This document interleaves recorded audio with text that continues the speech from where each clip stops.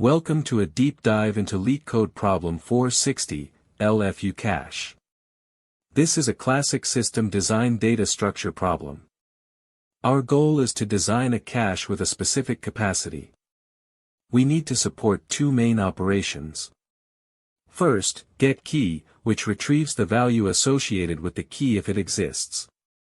Second, putKeyValue, which inserts a new key-value pair or updates an existing one. If the cache reaches its capacity during a put, we must evict an item before inserting the new one. The core challenge lies in the eviction policy. LFU stands for least frequently used. This means we maintain a use counter for each key. When eviction is necessary, the key with the smallest use counter is removed. But what happens if multiple keys share this smallest frequency? The problem introduces a tiebreaker. Among those tied, the least recently used, or LRU, key must be invalidated. So, our eviction strategy is primary LFU, secondary LRU. Finally, we must look at the strict performance constraints. The problem requires that both the get and put operations must run in O of 1 average time complexity. This O of 1 constraint is what makes this a hard-level problem.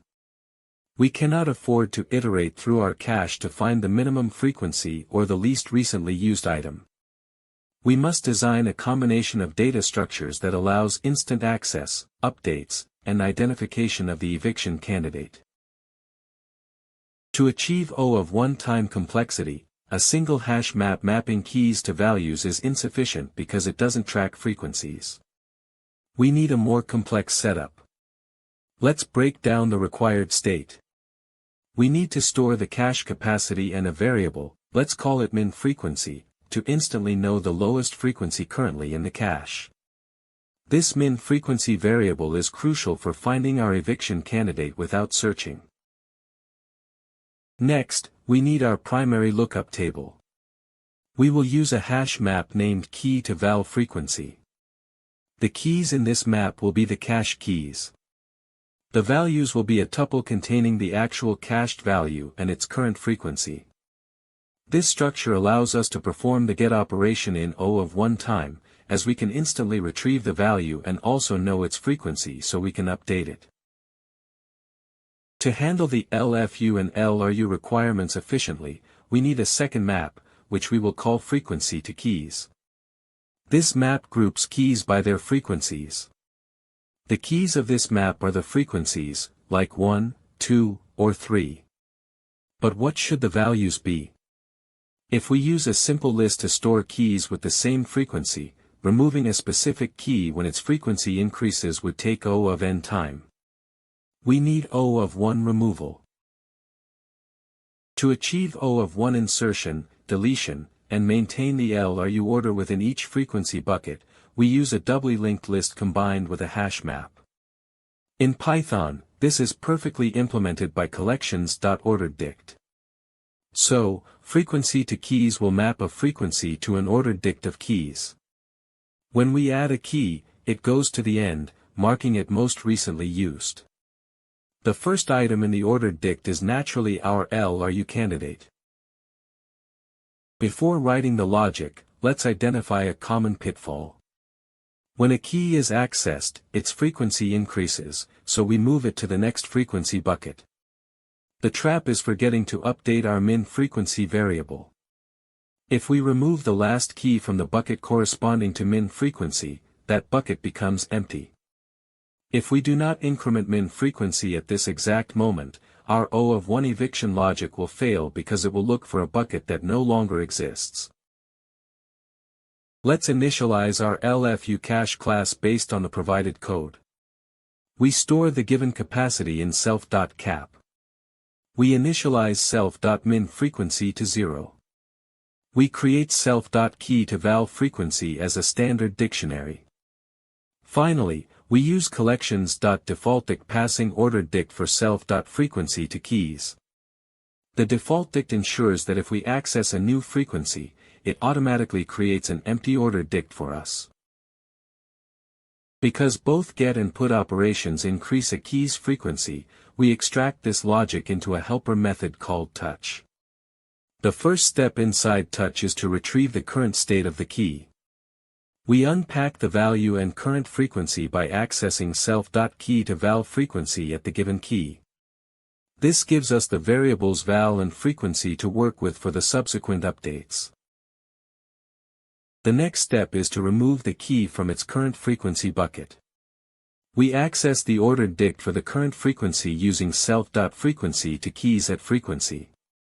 We then delete the key from it using the del keyword. Thanks to the underlying hash map of the OrderedDict, this deletion happens strictly in O of one time, maintaining our performance constraint. After removing the key, we must check if its former frequency bucket is now empty. We do this by checking if not self.frequency to keys at frequency.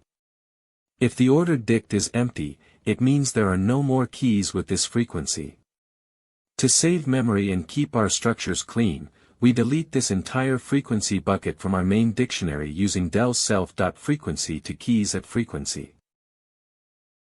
Now comes the critical check for the min frequency variable we discussed earlier. If we just deleted an empty bucket, we must ask, was that bucket the one tracking our minimum frequency? We check if self.min frequency equals frequent. If true, it means the lowest frequency in our cache has just increased. Therefore, we must increment self.min frequency by 1 to accurately reflect the new state. The final part of the touch method is inserting the key into its new, higher frequency bucket. First, we update our primary map, self.keyToVal_frequency at key is assigned a new tuple val, frequency +1. Then, we add the key to the OrderedDict of the new frequency by setting self.frequency to keys at frequency +1 at key to none. By adding it here, it becomes the most recently used item in the new bucket. With our touch helper complete, implementing the get method is straightforward. First, we check if the requested key exists in our key-to-val frequency map. If it does not, we immediately return -1 as specified by the problem. If it does exist, we call our self.touchKey method to increment its access frequency and update its LRU status. Finally, we return the value, which we extract from index 0 of the tuple. Now let's derive the putKeyValue method. The very first thing we must check is a boundary condition, if self.cap equals 0. If the cache has 0 capacity, we cannot store anything, so we simply return immediately. This handles a tricky edge case that often causes errors if ignored. Next, we handle the case where the key already exists. We check if key in self.keyToVal frequency. If it is, this is an update operation. We update the value in our primary map by assigning a new tuple with the new value, but crucially, we keep the existing frequency. Then, we call self.touchKey to increment that frequency and update the LRU order. Then we return. If the key does not exist, we are inserting a new item. But before inserting, we must check if the cache is full. We check if the length of self.keyToVal frequency is equal to self.cap. If the cache is full, we must evict an item.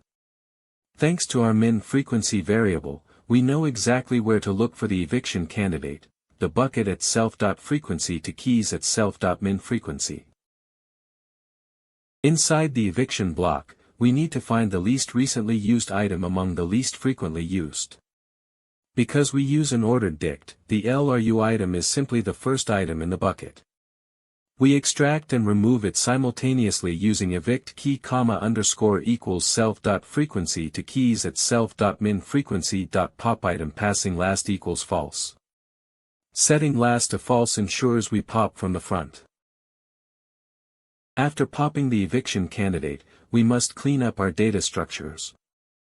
First, we delete the evict key from our primary map, del self.keyToVal frequency at evict key. Next, we check if the min frequency bucket is now empty. If it is, we delete the bucket. We don't need to update min frequency here because we are about to insert a new item with frequency 1, which will become the new minimum anyway. Finally, whether we evicted an item or had space available, we insert the new key. A new key always starts with a frequency of 1. We add it to our primary map, self.key to val frequency at key equals a tuple of value and 1. We add it to the frequency 1 bucket. Crucially, because we just inserted an item with frequency 1, the new minimum frequency of the cache is guaranteed to be 1. So, we reset self.min frequency to 1. Let's verify with a quick step. Suppose capacity is 2. We put 1 1, then put 2 2. Both have frequency 1. Min frequency is 1. The OrderedDict for frequency 1 holds keys 1 and 2. Now we call get1. Key 1's frequency becomes 2 and moves to bucket 2. Bucket 1 now only holds key 2. Min frequency remains 1. If we now put 3 3, the cache is full. We check min frequency 1, find key 2, evict it, and insert 3. The logic holds perfectly.